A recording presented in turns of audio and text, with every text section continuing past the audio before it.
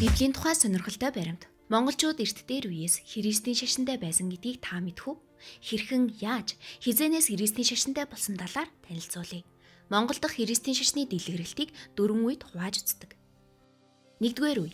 Эртний улсуудын үе буюу Түрэг, Уйгур улсын үед өрн дахны согд Фарфын хаан тулсаас төлөөлөгч нар ирж Христийн шашныг дэлгэрүүлж байжээ.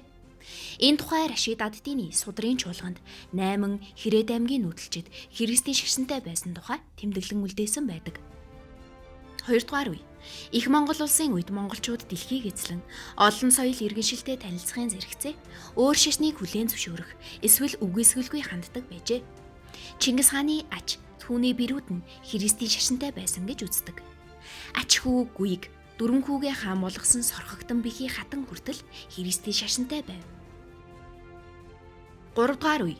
1855-аас 1860 онд Манччин улсаас Англи, Франц зэрэг улстай байгуулсан гэрээгээр харийн орон нутагта Христийн сургаалыг дэлгэрүүлэхийг албан ёсоор хүлээн зөвшөөрч хүрээний сайд, улиастай ховдын амбан нарт Христосын ламнар өөрийн сургаалаа номлохоор Монголд ирэхэд урьд тогтсон гэрээ ёсоор тэднийг хамгаалж тусалж байсугай гэж Ар Монголын бүх хошуудад зар тарааж байжээ. Норвегийн Есүс Христэд итгэгч эмэгтэй Шинхаа Үзийн Монголын вам Пунцэг цэрэнд нэгэн захидал өргөхдөө түнд Библийн номлол сонсож мэдэх гэсэн монголчууд улам олжирсоор байна.